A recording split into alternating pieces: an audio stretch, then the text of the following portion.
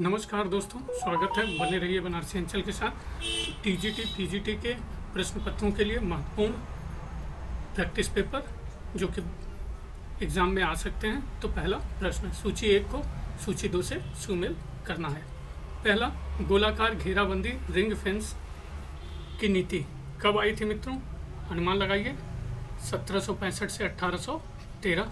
और ये लाने वाला कौन था मित्रों? Warren Hastings. याद रखिएगा, वॉरेन हेस्टिंग्स। दूसरा, अधीनस्थ संघ नीति, ये कब आई थी? 1857 से लेके 1935 तक। और ये लाने वाला कौन था मित्रों? Lord Canning. Lord Canning. तीसरा, अधीनस्थ अलगाव नीति, ये कब आई थी? 1813 से 1857। और ये लाने वाला कौन था? Lord Hastings. वॉरेन हेस्टिंग्स और लॉर्ड हेस्टिंग्स में मित्रों अंतर है, कंफ्यूज नहीं होना है।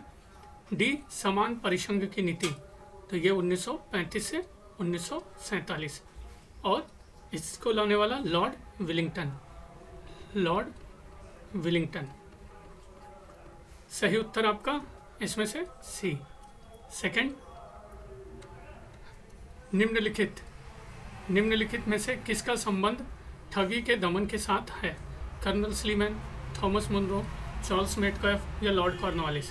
तो जिसका संबंध ठगी के दमन के साथ है वो है आपका कर्नल स्लीमैन।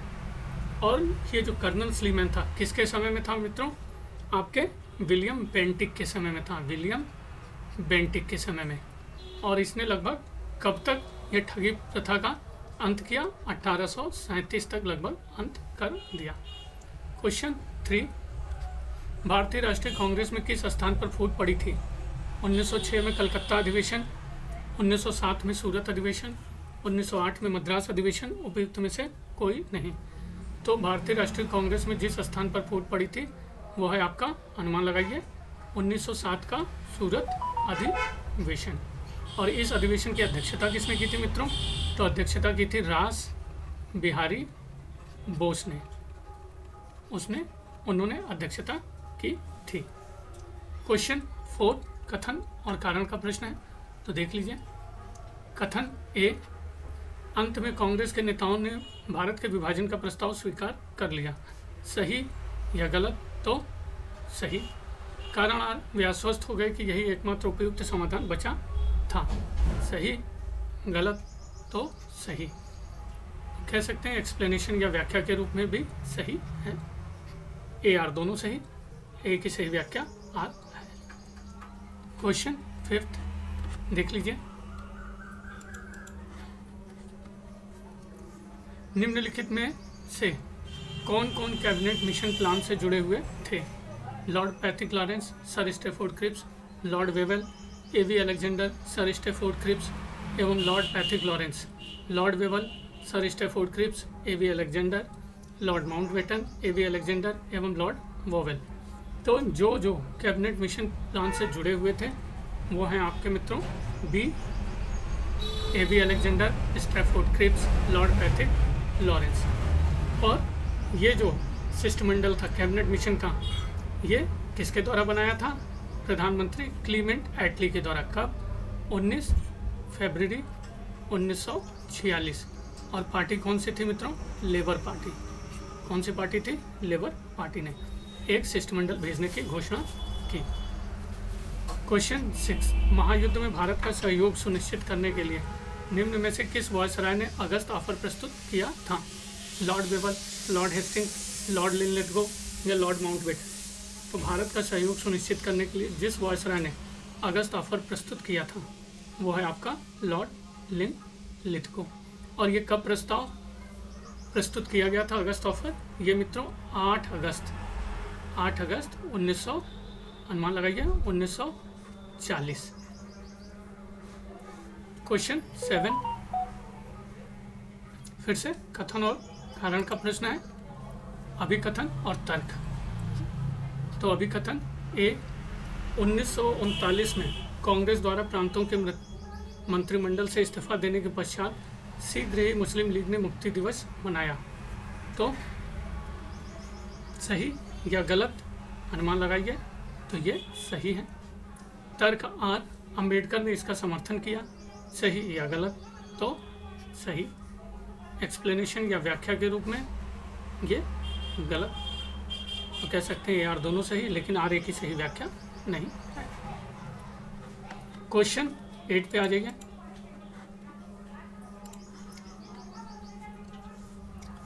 एक प्रचुर चंदे के द्वारा साबरमती आश्रम को खंडित होने से किसने बचाया था?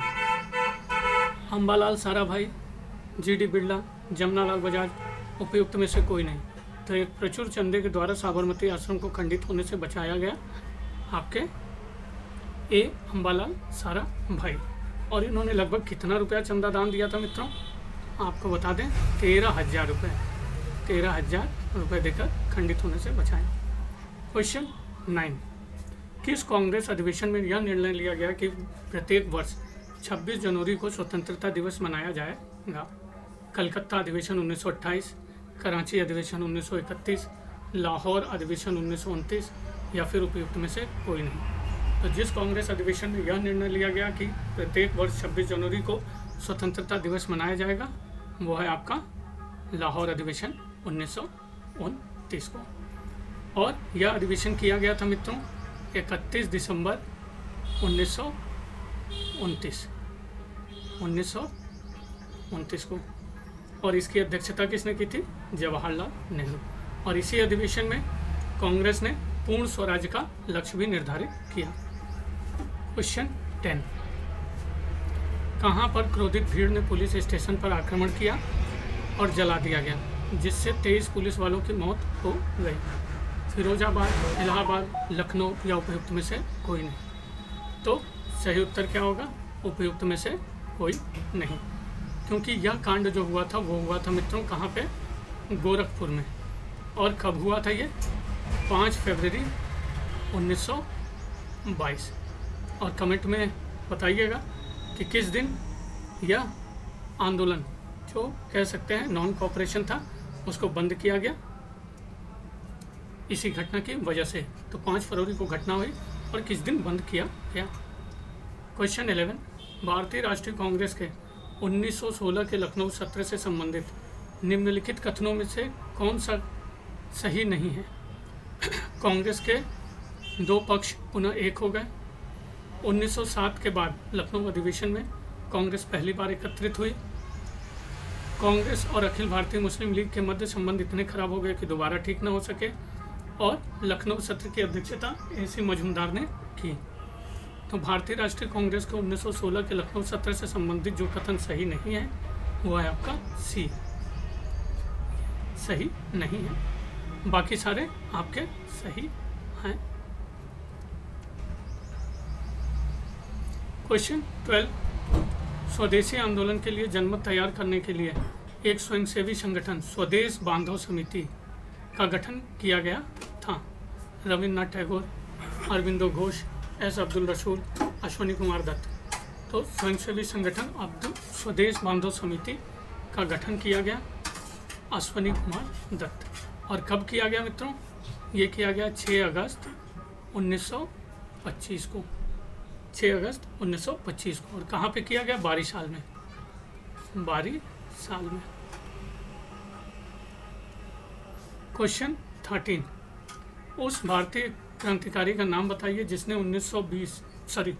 20 साल बाद जलियांवाला बाग नरसंहार के समय पंजाब के तत्कालीन लेफ्टिनेंट गवर्नर रहे माइकल ओडायर की हत्या कर दी थी। माइकल ओडायर होगा मित्रों, ओडायर। जनरल वैद्य, चंद्रशेखर आज़ाद, भगत सिंह, ऊधम सिंह। तो यह हत्या की गई आपकी ऊधम सिंह के द्वारा। और यह जो जलियांवाला बाग की घटना थी मित्रों 13 अप्रैल 1919 को हुई थी। और इसमें 2 गवर्नर रहे, दोनों का ही नाम डायर था। तो याद रखिएगा मित्रों, ये जो माइकल ओडायर था ये पंजाब का गवर्नर था। और जिसने जनरल डायर ने जो गोली चलाई वो जनरल डायर था। और ये लेफ्टिनेंट गवर्नर था माइकल ओडायर। और इसी की हत्या की गई। जनरल डायर की हत्या नहीं की गई थी। याद रखिएगा, कभी कंफ्यूज नहीं होइएगा। क्वेश्चन 14, सूची 1 को सूची 2 से सुमेल करना है। एक तरफ नाम है, दूसरी तरफ संस्था। वीडी सावरकर। सही सुमेल क्या होगा? अभिनव भारत। लाला हरदयाल, सभी को पता है, आसान सा आंसर है मित्रों। कौन सा होगा? गदर पार्टी। तारकनाथ दास, फ्री हिंदुस्तान। मदन लाल ढींगरा, करजन विले। सही उत्तर 14वां का डी। क्वेश्चन 20 देख लीजिए। 20 नवंबर 1916 को उनकी संयुक्त घोषणा, जो बाद में गैर ब्राह्मणों के घोषणा पत्र के नाम से जानी जाने लगी, द्वारा सरकारी नौकरियों में गैर ब्राह्मणों के लिए आरक्षण की मांग की गई। यह दक्षिण भारत में आरक्षण के लिए उठने वाली पहली सामूहिक मांग थी। तो सही उत्तर का चयन करना है। ईवी रामास्वामी नायकर और तनिकचलम शेट्टी, डॉक्टर एम नायर और त्यागराज शेट्टी, मंगल के राजा और सुब्रायन, बोबिली के राजा और केवी रेड्डी नायडू। तो यह जो मांग थी वह की गई डॉक्टर एम नायर और आपके त्यागराज शेट्टी, और यह दक्षिण भारत में आरक्षण के लिए उठाई जाने वाली पहली मांग थी। क्वेश्चन 16, स्वामी विवेकानंद द्वारा निम्नलिखित में से कौन सी पुस्तक एक बंगाली गद्य पुस्तक नहीं है? परिव्राजक, वर्तमान भारत, पत्रावली, संदेश।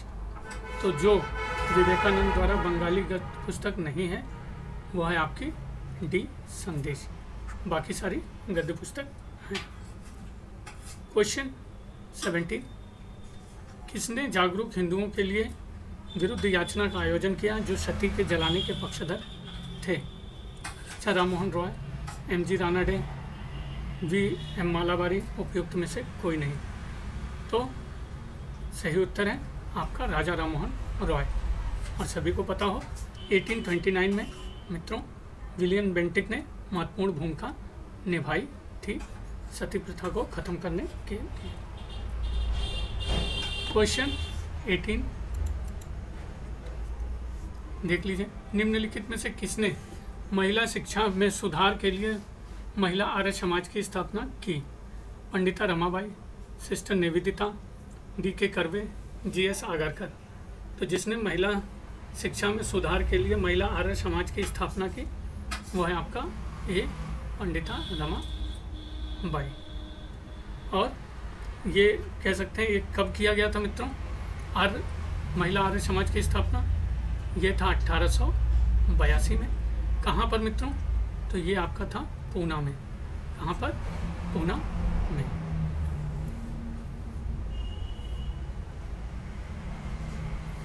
क्वेश्चन 19, हिंदू विधवा पुनर्विवाह अधिनियम पारित हुआ था 24 जुलाई 1856, 25 जुलाई 1856, 26 जुलाई या 28 जुलाई 1856 में। तो हिंदू पुनर्विवाह अधिनियम जो पारित हुआ था वो तिथि है मित्रों 26 जुलाई 1856। और ये ड्राफ्ट कब इसका बन के तैयार हुआ था मित्रों? ये तैयार हुआ था 1855 में। तो फिर से इतिहास में ये चीज़ बिल्कुल नहीं भूलनी है, कब तैयार हुआ, कब लागू हुआ, और पारित जो इसकी तिथि दी हुई है ये पता ही है। और वायसराय के समय कौन सा वायसराय था मित्रों? तो ये वायसराय था Lord Canning, Lord Canning. Question 20 देख लीजिए, सुमेल करना है मित्रों। समाचार पत्र पत्रिकाएं हैं और इसके संपादक या संस्थापक स्वदेश मित्रन तो जी सुब्रमण्यम अय्यर हैं। और इसका प्रकाशन वर्ष क्या था मित्रों? ये याद रखिए 1882 और स्थान मद्रास। इंडियन मिरर कौन था? मनमोहन घोष, केशव चंद्र सेन और एन.एन. सेन। एन.एन. सेन। प्रकाशन वर्ष 1861, स्थान कोलकाता। एडवोकेट, और ये अंग्रेजी में था मित्रों, इंग्लिश में, और ये मित्रों बता दें कि तमिल में था, और ये भी इंग्लिश में था, फर्स्ट इंग्लिश जो कहते हैं। एडवोकेट का जी.पी. वर्मा सही आंसर है। प्रकाशन स्थान लखनऊ। वर्ष मित्रों कमेंट में बताइएगा। महरत्ता जी आगरकर, ये भी अंग्रेजी भाषा में था। 1881 पूना में मित्रों।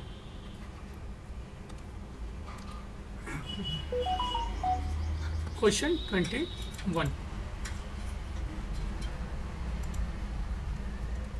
आधुनिक भारत में किसने महिला प्राथमिक शिक्षा के विधेयक का प्रारूप तैयार कर इसे प्रस्तुत किया? राजा राममोहन रॉय, ईश्वर चंद्र विद्यासागर, बाल गंगाधर तिलक, गोपाल कृष्ण गोखले। तो आधुनिक भारत में जिसने पहला प्राथमिक शिक्षा के विधेयक का प्रारूप तैयार कर इसे प्रस्तुत किया वो है आपके गोपाल कृष्ण गोखले। 22, राष्ट्रीय उन्नति की कुंजी के रूप में वैज्ञानिक शिक्षा के संवर्धन हेतु वर्ष 1876 में Indian association for the cultivation of science की स्थापना किसने की? महेंद्रलाल सरकार, हेनरी विवियन डेजोरियो, राधाकांत देव या ईश्वरचंद विद्यासागर। तो Indian association for the cultivation of science की स्थापना की गई आपके महेंद्रलाल सरकार के द्वारा। 23, 1857 में किसने कहा कि हिंदुस्तान पर शासन करने की इच्छा मुझ में नहीं है? महारानी Victoria, Lord Canning, Bahadur Shah या फिर इनमें से कोई नहीं। तो 1857 में किसे सम्राट बनाने की कोशिश की गई थी? याद रखिए बहादुर शाह को, और बहादुर शाह ने यह बात कही थी। 24, निम्नलिखित में से कौन से स्थान पर कैम्पबेल के नेतृत्व में अंग्रेजी फौजों ने 2000 विद्रोही सिपाहियों का नरसंहार किया? जलियांवाला बाग अमृतसर, सिकंदराबाद लखनऊ, कंपनी बाग भरतपुर, रामबाग जयपुर। तो जिस स्थान पर कैम्पबेल के नेतृत्व में अंग्रेजी फौजों ने 2000 विद्रोही सिपाहियों का नरसंहार किया वो स्थान है सिकंदराबाद लखनऊ में मित्रों। और क्वेश्चन 25, सेना पुनर्गठन के कारण भारत में कुल केंद्रीय और प्रांतीय सरकार राजस्व में रक्षा व्यय में कितनी बढ़ोतरी अभिलेखित हुई? 20 से 25%, 25 से 30, 30 से 35 या 35 से 40। तो सेना पुनर्गठन के कारण भारत में कुल केंद्रीय और प्रांतीय सरकार राजस्व में रक्षा व्यय में जितनी बढ़ोतरी अभिलेखित हुई वो है आपका 25 से 30। 26, गांधी जी ने पहली बार राष्ट्रीय मुक्ति आंदोलन में कहाँ सफलतापूर्वक हथियार की तरह भूख हड़ताल का इस्तेमाल किया? खेड़ा, अहमदाबाद, चंपारण, बम्बई। तो गांधी जी ने पहली बार राष्ट्रीय मुक्ति आंदोलन में सफलतापूर्वक हथियार की तरह भूख हड़ताल का इस्तेमाल किया वो है आपका अहमदाबाद। और कब मित्रों? ये हुआ था 1918 में। किसके लिए हुआ था? ये मिल वर्कर्स के लिए हुआ था, मिल के मजदूरों के लिए। और गांधी जी के जो 3 मूवमेंट थे शुरुआती दौर में, चंपारण, खेड़ा और अहमदाबाद, याद रखिएगा। 1917, 17 और ये 18, 1918। क्वेश्चन 27 देख लीजिए, सुमेल करना है। विद्रोह और संबंधित नेता। तो रमोशी विद्रोह। नेता मित्रों अनुमान लगाइए। चित्तूर सिंह। कब हुआ? 1822 में मित्रों। स्थान क्या था? स्थान था पश्चिमी घाट, सतारा। दूसरा संथाल। नेता आपके स से संथाल, सद सिंधु कान्हू। कब हुआ? 1855 से 56 के बीच में। स्थान क्या था मित्रों? राजमहल जिले, जो भागलपुर से सटा हुआ था। राजमहल की पहाड़ियाँ कह सकते हैं। खासी विद्रोह। तीरथ सिंह। कब हुआ मित्रों? 1829 से 1833। स्थान बताइए, स्थान कौन सा था?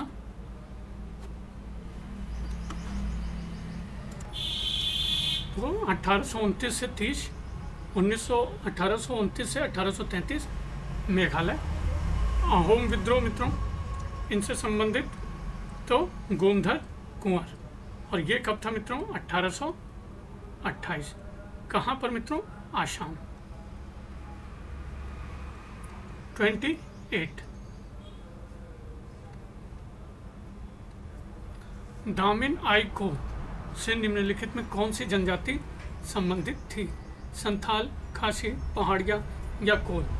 तो दामिन एको, आई लिखा हुआ मित्रों, दामिन एको से जो जनजाति संबंधित थी वो है आपकी संथाल।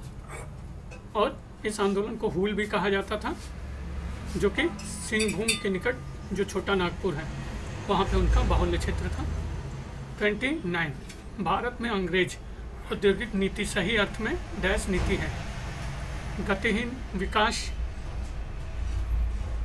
औद्योगिकता, आर्थिकता का उपनिवेशन, एकाधिकारी, यूरोपीयकरण। तो भारत में अंग्रेज औद्योगिक नीति का सही अर्थ में जो नीति आप कहेंगे वो है सी, आर्थिकता का उपनिवेशन। क्वेश्चन 30 ब्रिटिश शासन के दौरान आधुनिक उद्योगों के उदय से भारत में पारसी मारवाड़ी परिवारों का भी उदय हुआ। निम्नलिखित में से किस मारवाड़ी परिवार ने ब्रिटिश फर्म रैलिस के साथ गठजोड़ किया? जाटिया, झुंझुनवाला, गोयनका, ताराचांद, घनश्याम दास। तो जिस मारवाड़ी परिवार ने ब्रिटिश फर्म रैलिस के साथ गठजोड़ किया वो है आपका सी, गोयनका। करेक्ट उत्तर सी। नमस्कार मित्रों, स्वागत है, बने रहिए बनारसी अंचल के साथ। क्वेश्चन 31 दादा भाई नौरोजी ने 1895 में किस आयोग के समक्ष भारत से धन के निष्कासन, ड्रेन ऑफ वेल्थ के मामले को प्रस्तुत किया था? वेल्बी आयोग, मैकडोनाल्ड आयोग, स्ट्रैची आयोग, प्रेषण आयोग। तो धन के निष्कासन मामले को प्रस्तुत किया गया था आपके वेल्बी आयोग के समक्ष। और ये कब हुआ था मित्रों? ये हुआ था 1895 में प्रस्तुत किया था। और कांग्रेस ने इस धन के निष्कासन सिद्धांत को मित्रों स्वीकार किया था 1896 में, ये कांग्रेस और ये कमेटी के सामने। 32 हॉल्ट मैकेंजी निम्नलिखित में से किससे संबद्ध थे? पुलिस सुधार, सैन्य सुधार, भूमि राजस्व बंदोबस्त, लोक निर्माण। तो हॉल्ट मैकेंजी आपके संबद्ध थे सी, भूमि राजस्व बंदोबस्त। हॉल्ट मैकेंजी के बारे में जो भूमि सुधार या भूमि राजस्व बंदोबस्त था वो मित्रों महालवाड़ी जो बंदोबस्त था, महालवाड़ी बंदोबस्त सर्वप्रथम 1819 में इन्होंने ही प्रस्तुत किया था, और जिसमें उत्तर भारत में व्याप्त अनिश्चित भू संपत्ति स्थितियों के बारे में लिखा था। 33 रजत रे तथा रत्न लेखा रे ने बंगाल में ग्रामीण समाज पर अस्थायी बंदोबस्त 1793 के प्रभाव की व्याख्या निम्नलिखित में से किस अवधारणा परिकल्पना को प्रतिपादित किया? संस्कृतिकरण, जजमानी प्रणाली, एशियाई उत्पादन प्रणाली, जोतेदार परिकल्पना। तो रजत रे तथा रत्न लेखा रे ने बंगाल में ग्रामीण समाज पर अस्थायी बंदोबस्त के प्रभाव की व्याख्या जिस अवधारणा परिकल्पना को प्रतिपादित किया वो है आपका जोतेदार परिकल्पना।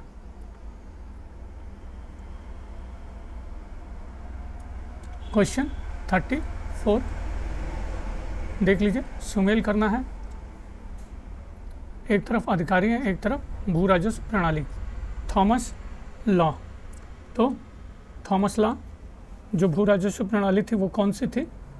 आपकी रैयतवाड़ी बंदोबस्त। बी अलेक्जेंडर रीड, नहीं मित्रों ये गलत है। थॉमस लॉ जो थे आपके संबंधित हैं अस्थाई बंदोबस्त से, अस्थाई बंदोबस्त से, और ये कॉर्नवालिस द्वारा लागू की गई अस्थाई बंदोबस्त में महत्वपूर्ण भूमिका इनकी रही। अलेक्जेंडर रीड की महत्वपूर्ण भूमिका किसमें रही? रैयतवाड़ी, रैयतवाड़ी। और रैयतवाड़ी के प्रणेता थॉमस मुनरो और Alexander read. C.H. Gold Smith, तो ये बॉम्बे योजना। हॉल्ट मैकेंजी ये महालवाड़ी बंदोबस्त। 18, 19 याद रखिएगा, अभी डिस्कस किए। 35, निम्न में से किसने संविधान सभा में उद्देश्य प्रस्ताव पेश किया था? राजेंद्र प्रसाद, जवाहरलाल नेहरू, भीमराव अंबेडकर, के.टी. शाह। तो जिसने संविधान सभा में उद्देश्य प्रस्ताव पेश किया था वो है आपके जवाहरलाल नेहरू। क्वेश्चन 36, किस अधिनियम ने ब्रिटिश इंडिया के सारे प्रांतों को गवर्नरों के अधीन कर दिया? Government of India act 1909, government of India act 1935, government of India act 1919, government of India act 1858। तो जिस अधिनियम ने आपके ब्रिटिश इंडिया के सारे प्रांतों को गवर्नरों के अधीन कर दिया वो है आपका government of India act 1858। Question 37, कथन और कारण का प्रश्न है मित्रों, देख लीजिए। कथन ए, 1784 के पीट्स इंडिया अधिनियम के तहत कंपनी के भू क्षेत्रीय अधिकारों को छुआ नहीं गया, केवल भारत के जनसाधारण संबंधी मामलों तथा प्रशासन को अधिक प्रत्यक्ष नियंत्रण में लाया गया। सही या गलत? तो आप कह सकते हैं ये आपका सही है। कारण आर, बम्बई तथा मद्रास प्रेसिडेंसीज को गवर्नर जनरल के अधीनस्थ करके एक स्पष्ट पदानुक्रम को स्थापित किया गया। सही या गलत? सही। एक्सप्लेनेशन या व्याख्या के रूप में मित्रों, सही या गलत? तो सही कह सकते हैं। गलत मित्रों, गलत है। बी करेक्ट आंसर, ए भी सही है, ए आर सही है, ए का सही स्पष्टीकरण आर नहीं है। क्वेश्चन 38, बाजीराव द्वितीय का वह विद्रोही मंत्री जिसने 1818 में खानदेश में ब्रिटिश अंग्रेज के आधिपत्य के विरुद्ध भीलों को भड़काया या उकसाया था? शंभू जी, बिशंबर जी, शिवशंकर जी, त्रिम्बक जी। तो बाजीराव द्वितीय का वह विद्रोही मंत्री जिसने 1818 में खानदेश में अंग्रेज के आधिपत्य के विरुद्ध भीलों को भड़काया उकसाया था वो है आपके डी त्रिम्बक जी।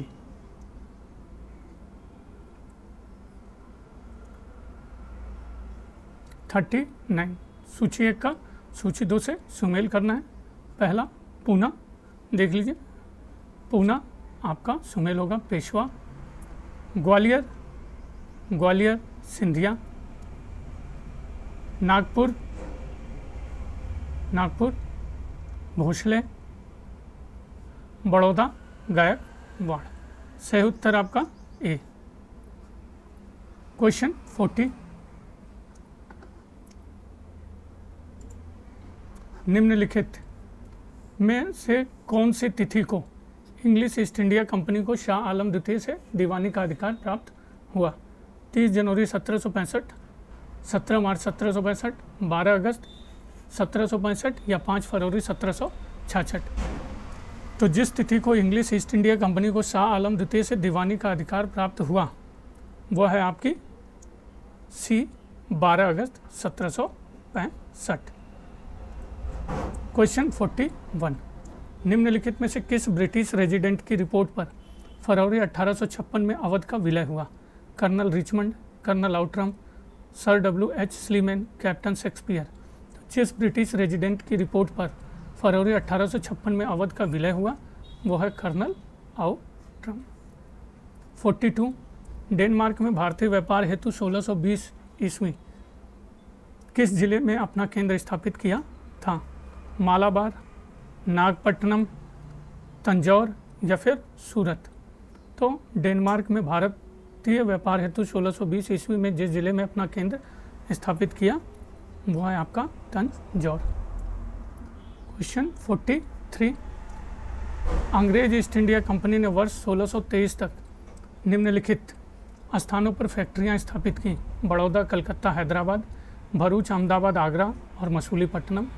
बीकानेर, पानीपत और मैसूर, बम्बई, चंदनगर, पांडिचेरी। तो अंग्रेजी ईस्ट इंडिया कंपनी ने वर्ष 1623 तक जिन स्थानों पर फैक्ट्रियां स्थापित की वो है कभी भरूच, अहमदाबाद, आगरा और मसूलीपट्टनम। दक्षिण भारत में ब्रिटिश पहला कारखाना कहाँ खुला था मित्रों? यही मसूलीपट्टनम में खुला था 1611 में। साउथ इंडिया, दक्षिणी भारत। क्वेश्चन 44, 1510 में किसने बीजापुर से गोवा पर कब्जा किया था? एंटोनियो डी ओब्रेओ, ट्रिस्टो डा कुन्हा, जिजाओ डा नोवा या अल्फांसो डी अल्बुकार्क? तो 1510 में जिसने बीजापुर से गोवा पर कब्जा किया था वो है आपका डी अल्फांसो डी अल्बुकार्क ने। और ये कब्जा मित्रों जो बीजापुर के सुल्तान आदिल शाह यूसुफ का प्रमुख पत्तन था। क्वेश्चन 45, अभिकथन और तर्क। तो देख लीजिए अभिकथन और तर्क। पहला अभिकथन, 18वीं शताब्दी के पूर्वार्ध में मुगल साम्राज्य के तीव्र विघटन के लिए निर्बल राजनीतिज्ञ एवं अयोग्य सेनानायक उत्तरदायी थे। सही या गलत? तो आपका क्या होगा, देख लीजिए सही या गलत। तो ये गलत है मित्रों। दूसरा तर्ककार, इस काल के मुगल राजनीतिज्ञ और अमीर अपने स्वार्थों की पूर्ति में व्यस्त थे, उन्हें साम्राज्य की नीति में कोई रुचि नहीं थी। सही या गलत?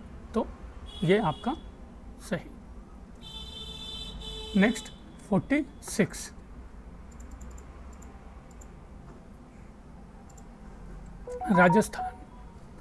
राजस्थान में खुद कास्ट किसानों को किस नाम से जाना जाता था? मिरासी, थालवाही, गवेती, चौधरी। तो राजस्थान में खुद कास्ट किसानों को जिस नाम से जाना जाता था वो है आपका गवेती। 47, निम्नलिखित में से कौन सा मुस्लिम कैलेंडर का प्रारंभिक बिंदु है? विक्रम संवत, हिजरा, कल्हड़, कोहल। तो जो मुस्लिम कैलेंडर का प्रारंभिक बिंदु है वो है आपका हिजरा। 48, मराठा इतिहास में वृत्तांत जो एक महत्वपूर्ण प्राथमिक स्रोत का संगठन है उसे इस रूप में जाना जाता है?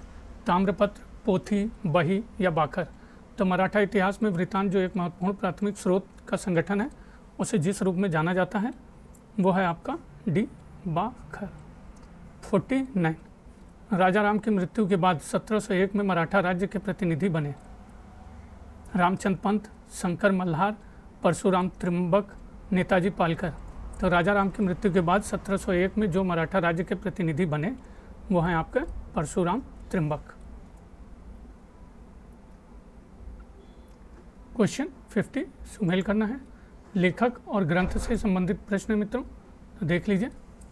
मोहम्मद अल गजाली, तो अनुमान लगाइए कौन सा ग्रंथ है इनका? तहफूत, फल, सफ़ा। अल हजवेरी, कस्फ, अल मजहब, दारा सिको, सफ़ीनत उल औलिया, सा वलीउल्लाह, त हिम्ते इलाहिया। सही उत्तर आपका ए। 51, मुगल यह पहचानने में विफल रहे कि बौद्धिक संस्कृति के साथ गंभीर जुड़ाव के लिए भाषाई अज्ञानता एक बाधा थी। अरबी, उर्दू, संस्कृत, हिंदी। तो सही उत्तर क्या होगा? मुगल यह पहचानने में विफल रहे कि संस्कृत की बौद्धिक संस्कृति के साथ गंभीर जुड़ाव के लिए भाषाई अज्ञानता एक बाधा थी। क्वेश्चन 52, भारतीय मुसलमानों को किस रूप में पहचाना जाता था? दक्कनी मुसलमान, शेख जदा, तुरानी, ईरानी। तो भारतीय मुसलमानों को जिस रूप में पहचाना जाता था वो है आपका मित्रों शेख जदा। क्वेश्चन 53, डैश पर अबुल फजल द्वारा धार्मिक कट्टरता का आरोप लगाया गया था क्योंकि वह दैनिक जीवन में सभी हिंदू अनुष्ठानों को करने पर जोर देता था? राणा प्रताप, राजा जय सिंह, राजा टोडरमल, राजा हरदयाल। तो सही उत्तर है राजा टोडरमल पर अबुल फजल द्वारा धार्मिक कट्टरता का आरोप लगाया गया था। 54, प्रसिद्ध मुगल शासक औरंगजेब द्वारा निम्नलिखित में से कौन सा ऐतिहासिक मुगल गार्डन 17वीं शताब्दी में बनाया गया था? Lodhi garden, Shalimar garden, Pinjore garden या निशात बाग गार्डन? तो प्रसिद्ध मुगल शासक औरंगजेब द्वारा जो ऐतिहासिक मुगल गार्डन 17वीं शताब्दी में बनाया गया था वो है आपका सी पिंजौर गार्डन। 54 सुमेल करना है सूची 1 को सूची 2 के साथ। पहला है इद्रार, तो ये किस प्रकार की भूमि होती थी मित्रों? ये होती थी आपकी कर मुक्त भूमि। खराज भू राजस्व था। खालसा ये केंद्रीय भूमि या मुकुट भूमि कह सकते हैं। ऊषर लौड़ी भूमि।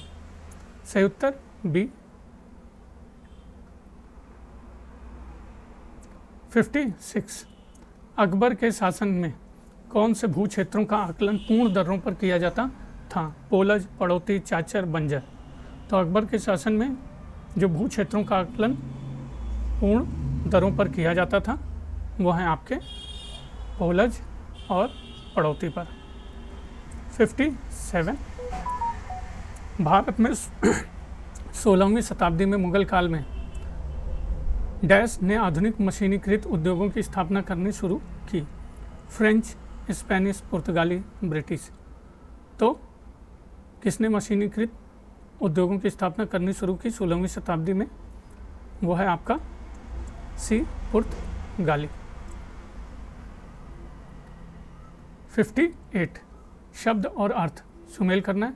पहला शब्द है बक्काल, तो बक्काल किसे कहा जाता था मित्रों? ये थे आपके अनाज व्यापारी। बलाहार किसानों का निम्नतम वर्ग। सिलहदार एक सशस्त्र व्यक्ति। और तूमान 10,000 सैनिक। तो सही उत्तर क्या है मित्रों? डी। 59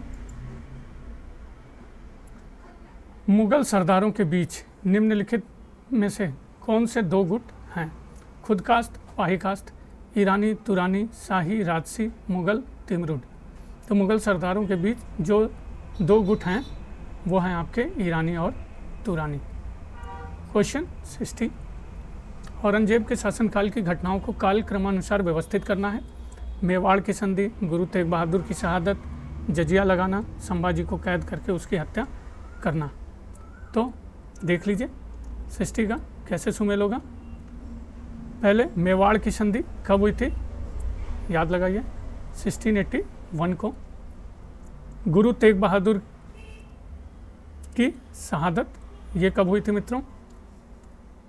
1675 में। जजिया का पुनः लगना 1679 में। और संभाजी को कैद करके उसकी हत्या करना ये कब हुआ था आपका? ये हुआ था 1689 में। 1689। तो सही उत्तर क्या होगा? डी। 61 अभिकथन और तर्क का प्रश्न है, तो देख लीजिए। अभिकथन नूरजहां से शादी की वजह से जहांगीर प्रशासन की तरफ से उदासीन हो गया। सही है या गलत? तो आपका ये सही है। तर्ककार 1611-22 के दौरान नूरजहां ने अपना एक अलग दल जुनता बना लिया था और वह काफ़ी ताकतवर हो गई थी। सही या गलत? तो सही। एक्सप्लेनेशन या व्याख्या के रूप में भी सही। A correct answer. Question 62 Akbar की धार्मिक सौहार्द की नीति को डैश नाम दिया गया था? दीन इलाही, सुलह कुल, फरेजदी, तौहीद इलाही। तो अकबर की धार्मिक सौहार्द की नीति को आपका ए दीन इलाही नाम दिया गया था। 63 सूची 1 का सूची 2 से सुमेल करना है। तो घाघरा का युद्ध कब हुआ था मित्रों? देख लीजिए 1529। ददरा का युद्ध, ददराह या दौरा भी कहा जाता है, का युद्ध 1532। सूरजगढ़ का युद्ध 1534। गौड़ पर कब्जा 1537। सही उत्तर सी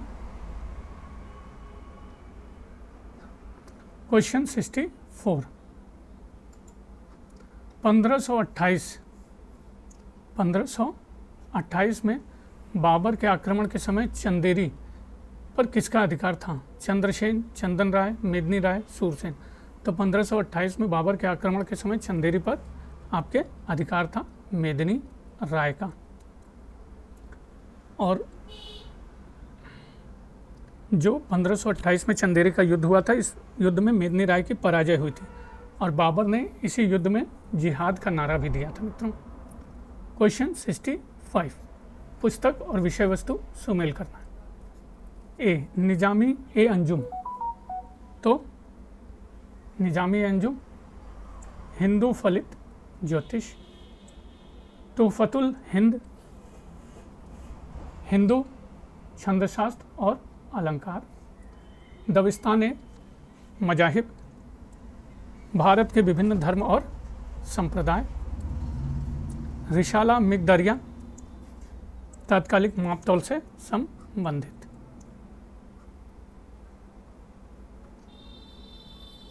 सिक्सटी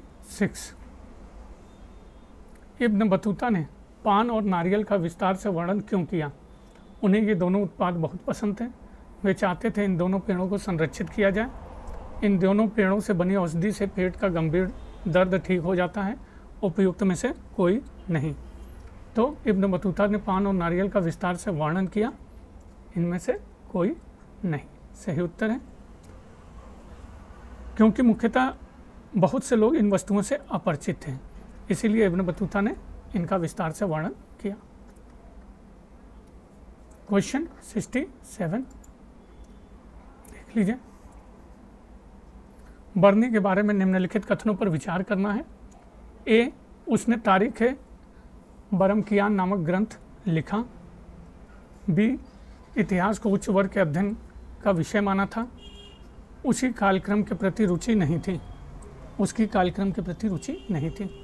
तो कौन से कथन सही हैं? तीनों ही कथन सही हैं। 68 गयासुद्दीन तुगलक का मकबरा डैश बलुआ पत्थर से बना है और इसके शीर्ष पर सफ़ेद संगमरमर का गुंबद मौजूद है। लाल, नीला, हरा या पीला। तो गयासुद्दीन तुगलक का मकबरा आपके अनुमान लगाइए मित्रों। ए लाल बलुआ पत्थर से बना है। नौकरों एवं दासों की स्थिति के संदर्भ में निम्नलिखित कथनों में से कौन से कथन सही हैं? मोरलैंड ने India at the death of Akbar में दासता को विस्तार पूर्वक निरूपित किया है। बी फिरोज तुगलक एकमात्र शासक था जिसने दासों को निर्माण के उद्देश्य से प्रयुक्त किया था। सी पुर्तगालियों ने व्यापक पैमाने पर दासों की नियुक्ति की थी। डी जेद्दा के तीर्थयात्री जहाज दास व्यापार में लिप्त नहीं थे। ई अकबर ने युद्धबंदियों को दास बनाने की प्रथा को स्वीकृत किया। तो जो नौकरों एवं दासों की स्थिति के संदर्भ में कथन सही हैं वो हैं आपके ए, बी और सी। सही उत्तर बी। क्वेश्चन 70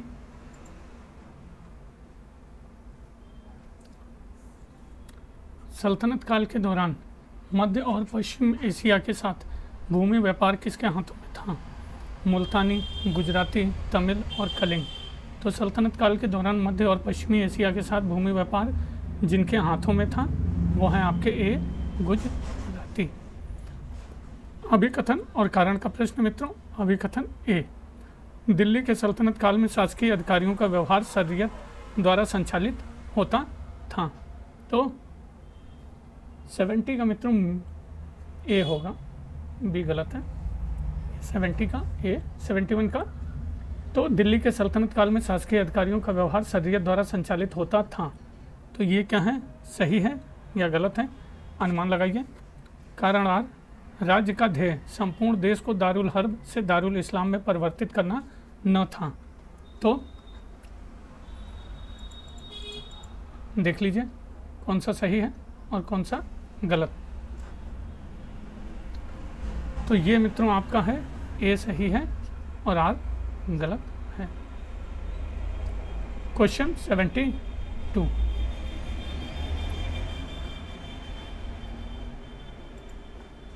सल्तनत काल में मंत्रिपरिषद को किस रूप में संबोधित किया गया?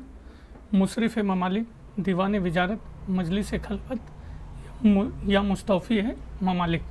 तो सल्तनत काल में मंत्रिपरिषद को जिस रूप में संबोधित किया गया वो है आपके सी मजलिस खलवत। 73 शुमेल करना है मित्रों। पहला, ये सारे पंजाबी से संबंधित हैं। मशंद किसे कहा जाता था? अनुमान लगाइए। गुरु के प्रतिनिधि। खालसा, जिन्हें गुरु ने स्वयं शिक्षा दी है। मेली, मसंद के सहायक। सहलंग, मसंद द्वारा दीक्षित व्यक्ति। तो सही उत्तर आपका है डी। Next question 74।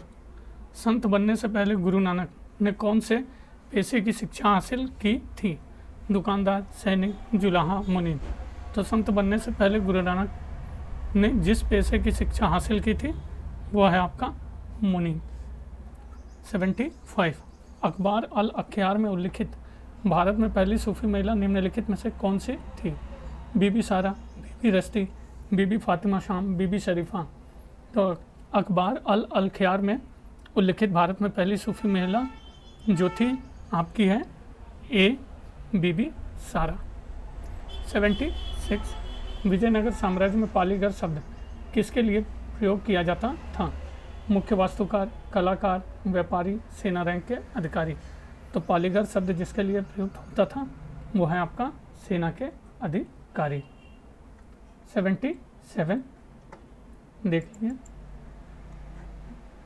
विजयनगर के किस शासक ने अपनी सेना में मुसलमानों को नियुक्त करने की नीति का प्रारंभ किया? देवराय द्वितीय, हरिहर प्रथम, कृष्णदेवराय, तिरुमल। तो विजयनगर के जिस शासक ने अपनी सेना में मुसलमानों को नियुक्त करने की नीति का प्रारंभ किया वो है आपके ए देवराय द्वितीय। 78 अभिकथन और कारण। तो पहला अभिकथन देख लीजिए।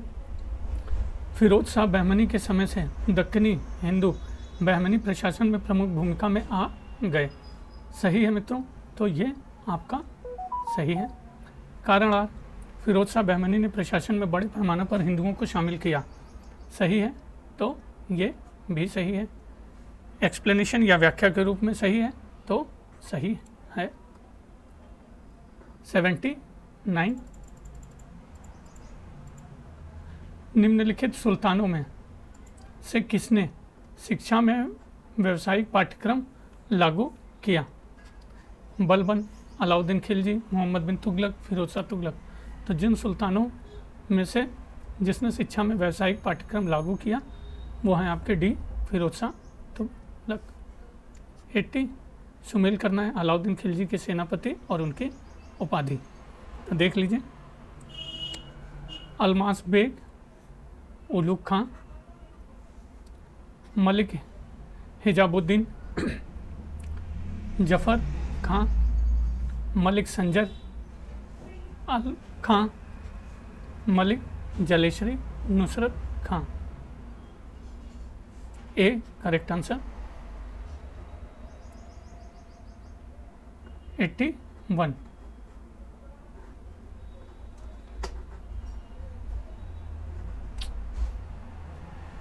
81 किस सुल्तान के अधीन नाइब ममिलकात का नया पद सृजन किया गया?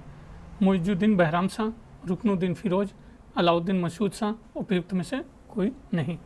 तो जिस सुल्तान के अधीन नाइब ममिलकात का नया पद सृजित किया गया मुइजुद्दीन बहराम शाह।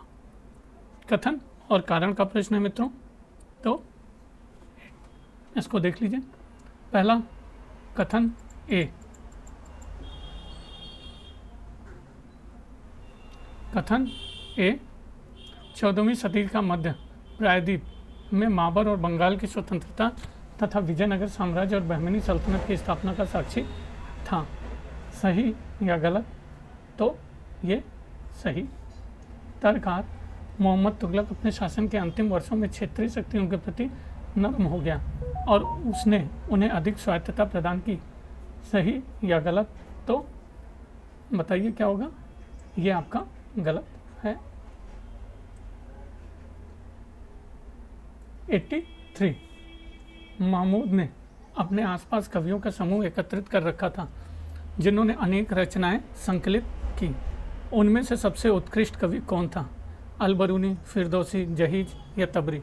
तो महमूद गजनी ने अपने आसपास कवियों का समूह एकत्रित कर रखा था जिन्होंने अनेक रचनाएं संकलित की और सबसे उत्कृष्ट कवि था आपका फिरदौसी। 84, निम्न में से कौन सा एक युग्म सही सुमेलित नहीं है? बागोर सूक्ष्म पाषाण उपकरण, कालीबंगा दुर्गीकरण, गणेश्वर काले चमकीले मृदभांड, बैराट बौद्ध विहार? तो जो युग्म सही सुमेलित नहीं है वो है आपका सी, गणेश्वर काले चमकीले मृद भांड। 85, निम्नलिखित युगों संवतों को सही कालानुक्रम में व्यवस्थित करना है। तो पहले देख लीजिए, चालुक्य विक्रम संवत, इसकी तिथि कब से स्टार्ट होती है? 76 से 77। गुप्त संवत मित्रों याद करिए 319। कलचुरी चेदी संवत आपकी 248 से 249 ईस्वी। थोड़ा सा इसमें लिखने में परेशानी हो रही है मित्रों, लिख नहीं पा रहा हूँ। कोल्लम संवत यह 825 ईस्वी। और विक्रम संवत ये तो बिल्कुल आसान सा है, 57-58 ईसा पूर्व है ये, 57-58 ईसा पूर्व। तो सही विकल्प क्या होगा आपका? सी। 86, सुमेल करना है मित्रों, देख लीजिए। गुप्तकालीन मंदिर और स्थल दिया हुआ है। तो दशावतार मंदिर, देवगढ़ का दशावतार मंदिर। विष्णु मंदिर, तो तिगवा का विष्णु मंदिर। शिव मंदिर, भूमरा का शिव मंदिर। लक्ष्मण मंदिर, सिरपुर का लक्ष्मण मंदिर। और पार्वती नचना उठान। सही उत्तर बी। क्वेश्चन 87, इलियट संगमरमर क्या है?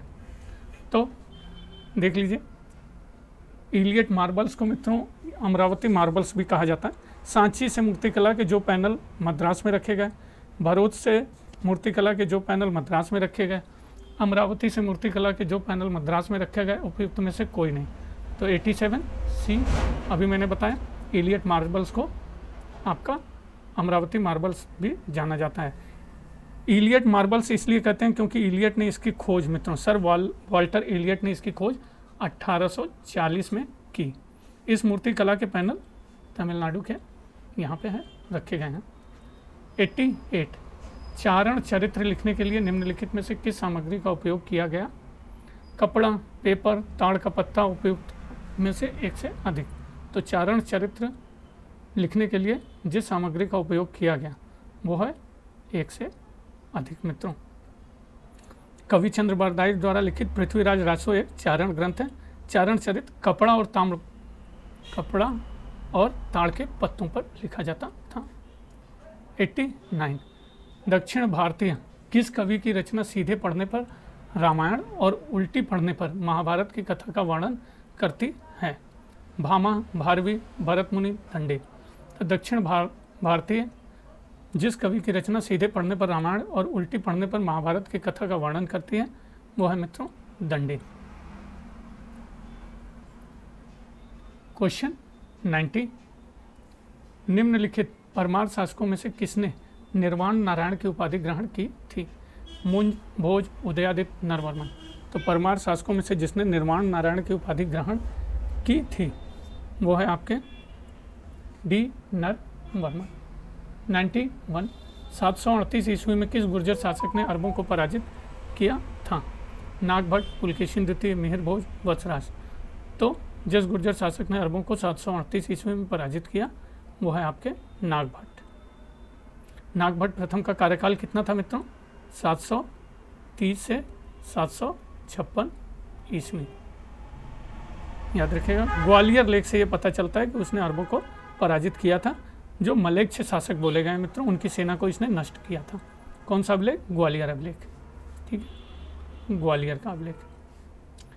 92 परमेश्वर निम्नलिखित में से किस राजा की उपाधि है? हर्षवर्धन, चंद्रगुप्त द्वितीय, श्रीगुप्त प्रथम या पुलकेशिन? तो परमेश्वर आपकी जिस राजा की उपाधि है वो है आपका पुलकेशिन प्रथम। 93 चोलों का शासनकाल 9वीं शताब्दी में डैश के पतन के बाद शुरू हुआ?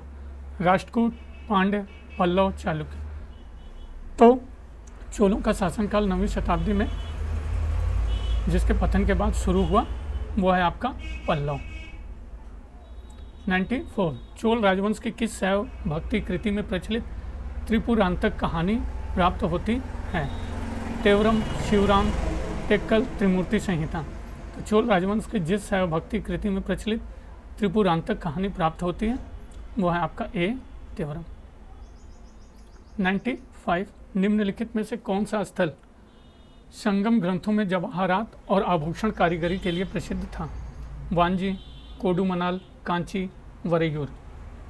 तो जो स्थल संगम ग्रंथों में जवाहरात और आभूषण कारीगरी के लिए प्रसिद्ध था वो है आपका, अनुमान लगाइए मित्रों, बी कोडुमनाल। नेक्स्ट 96 712 ईस्वी में किस शासक ने सिंध पर विजय प्राप्त की? मोहम्मद बिन अहमद, मोहम्मद बिन तुगलक, मोहम्मद बिन कासिम? उपयुक्त में से कोई नहीं। तो 712 ईस्वी में जिस शासक ने सिंध पर विजय प्राप्त की वो है आपका सी मोहम्मद बिन कासिम।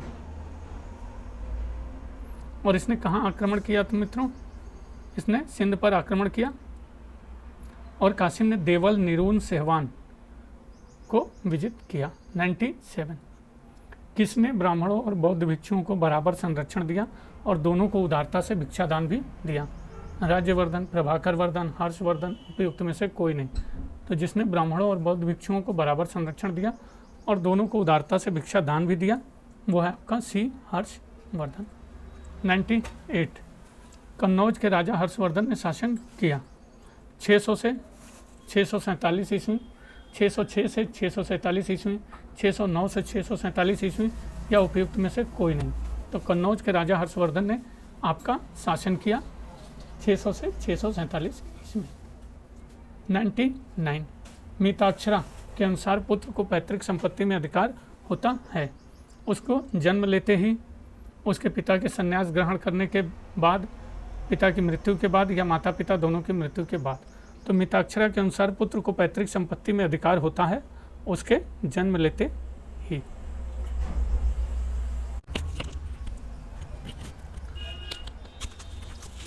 क्वेश्चन 100 गुप्तोत्तर काल में सरकारी दस्तावेज किस भाषा में लिखे जाते थे? पाली, संस्कृत, प्राकृत, अरबी? तो गुप्तोत्तर काल में सरकारी दस्तावेज आपके लिखे जाते थे संस्कृत। 101 महरौली स्तंभ निम्नलिखित में से किस राजा के शासनकाल के दौरान बनाया गया था? चंद्रगुप्त प्रथम, श्रीगुप्ता, चंद्रगुप्त द्वितीय, कुमारगुप्ता? तो महरौली स्तंभ जिस राजा के शासनकाल के दौरान बनाया गया था वो है आपका सी चंद्रगुप्ता द्वितीय। 102 गुप्त शासकों में किसे लिच्छवी दौहित्र कहा गया है? चंद्रगुप्त प्रथम, समुद्रगुप्त, चंद्रगुप्त द्वितीय? ऊपर लिखित में से कोई नहीं। तो गुप्त शासकों में जिसे लिच्छवी दौहित्र कहा गया है वो है आपका बी समुद्रगुप्त। क्वेश्चन 103 कुषाण नरेश कनिष्क के लिए महारजस, रजती, रजस, थेवपुत्रस, कैसरस का उपयोग निम्न में से किस अभिलेख में हुआ है? कनिष्क द्वितीय का आरा पाषाण लेख 41 वर्ष 41,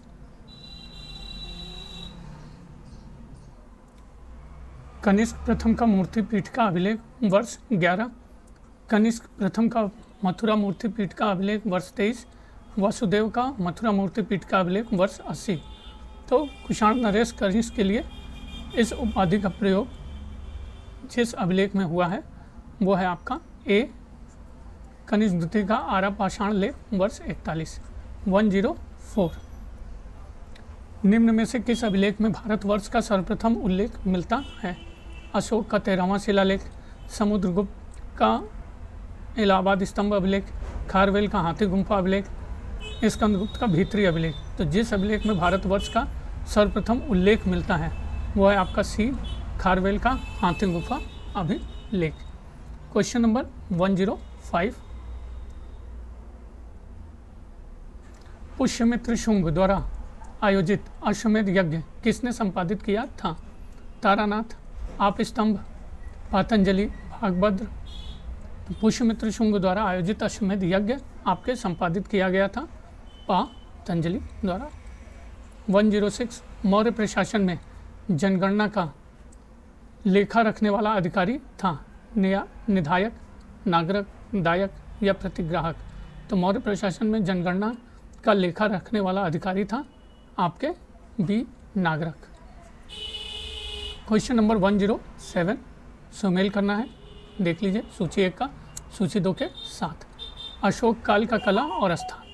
पहला, 4 सिंह स्तंभ शिखर, तो ये कहाँ पे है आपका?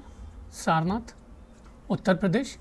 हाथी स्तंभ शिखर, तो हाथी स्तंभ शिखर, अनुमान लगाइए मित्रों, ये पहला शंखिशा। बैल स्तंभ शिखर, ये आपका रामपुरवा। हाथी शिला की मूर्ति ये मिली है आपके धौली में।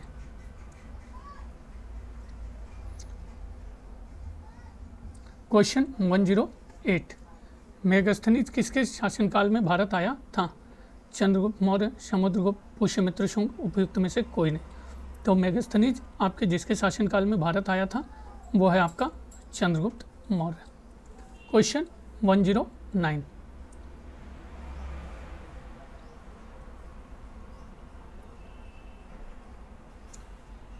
हाइडे स्पेस की लड़ाई निम्नलिखित में से किस मैदान पर लड़ी गई थी? गंगा, जमुना, सिंध, करी। तो हाइडे स्पेस की लड़ाई जिस मैदान पर लड़ी गई थी वो है आपका डी, करी। क्वेश्चन 110, निम्नलिखित में से कौन सा महाजनपद ऊपरी और निचली गंगा घाटी के बीच स्थित था? मगध, तक्षशिला, अवंती, वैशाली। तो जो महाजनपद ऊपरी और निचली गंगा घाटी के बीच स्थित था वो है आपका मगध।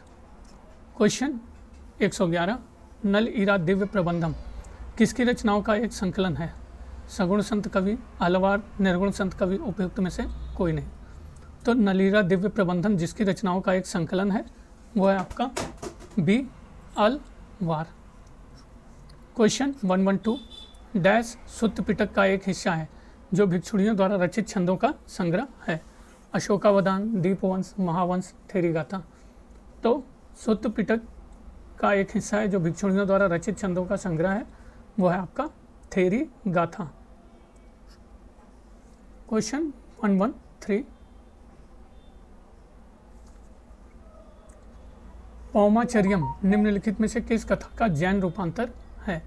महाभारत, बुद्ध चरितम, दशरथ जातक, रामायण। तो पौमाचर्यम जिस कथा का जैन रूपांतर है वो है आपका डी, रामायण। 114, निम्नलिखित किस साहित्य में उल्लेख किया गया है कि पार्श्वनाथ क्षत्रिय थे? तो जिस साहित्य में यह उल्लेख किया गया है कि पार्श्वनाथ क्षत्रिय थे वो है आपका बी, कल्प सूत्र। नेक्स्ट क्वेश्चन, क्वेश्चन 115, हिरण स्तूप शब्द का उल्लेख सर्वप्रथम हुआ था? विनय पिटक, दीघनिकाय, दिव्यावधान या ऋग्वेद। तो हिरण्य स्तूप शब्द का उल्लेख सर्वप्रथम आपके हुआ है, कहाँ हुआ है? डी, ऋग्वेद में। 116, वैदिक कर्मकांड एवं अनुष्ठानों पर ब्राह्मण ग्रंथ विशद प्रकाश डालते हैं। निम्नलिखित में से कौन सा ब्राह्मण ग्रंथ एवं वैदिक संहिता युग्म सही सुमेलित नहीं है? तो ऐतरेय ब्राह्मण ऋग्वेद संहिता सही है, सही। तांड ब्राह्मण सामवेद संहिता सही है, सही है। कौशिकी ब्राह्मण यजुर्वेद संहिता, तो मित्रों ये आपका गलत है। और गोपद ब्राह्मण अथर्ववेद संहिता ये भी सही है।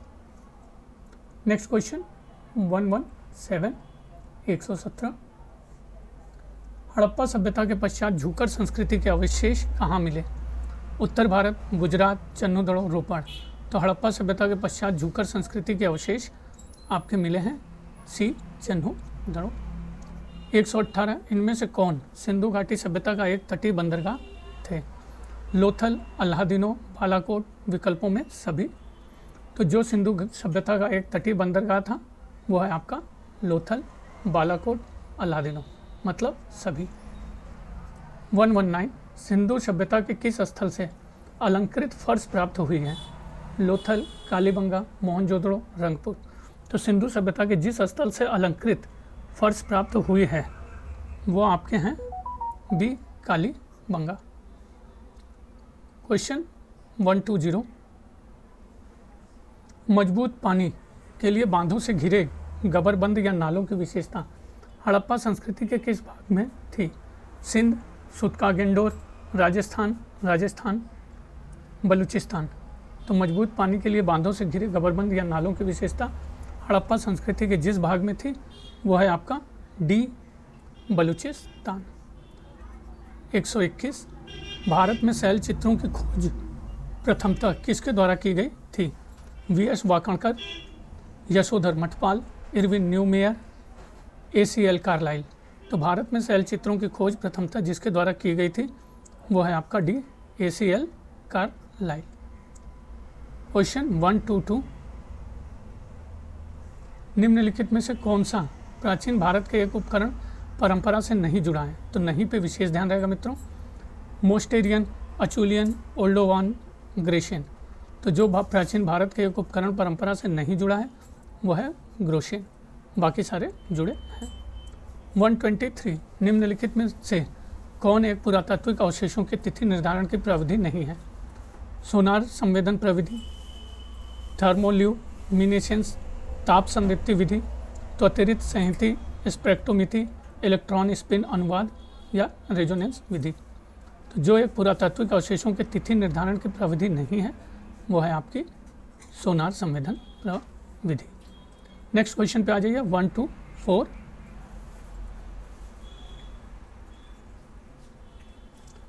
रूपक सिक्के प्रचलन में थे मौर्यों के शासनकाल, कुषाणों के शासनकाल, शुंगों के या गुप्तों के शासनकाल में? तो रूपक सिक्के आपके प्रचलन में थे डी, गुप्तों के शासनकाल में। और इस सीरीज का मित्रों अंतिम प्रश्न, निम्नलिखित में से कौन गुप्त राजाओं का सामंत नहीं था? तो फिर से नहीं पे विशेष ध्यान। परिव्राजक, वर्मन, उच्चकल्प, सेंद्रक। तो जो गुप्त राजाओं का सामंत नहीं था वो है आपका सेंद्रक। तो मित्रों ये 125 क्वेश्चन की एक सीरीज है, लक्ष्य की सीरीज। इसके सारे प्रश्न पत्रों को आप ध्यान से देखिए, पढ़िए और इसका PDF दिया हुआ है मित्रों। इसको करने के बाद आप उस PDF को जो कि अनसॉल्व है उसको सॉल्व करके देख सकते हैं कितना आपने किया है और कितना आपके ध्यान में है। तो बने रहने के लिए बनारसी अंचल के साथ बहुत बहुत धन्यवाद मित्रों। एक ही रिक्वेस्ट, प्लीज़ सब्सक्राइब करिए। बहुत बहुत धन्यवाद।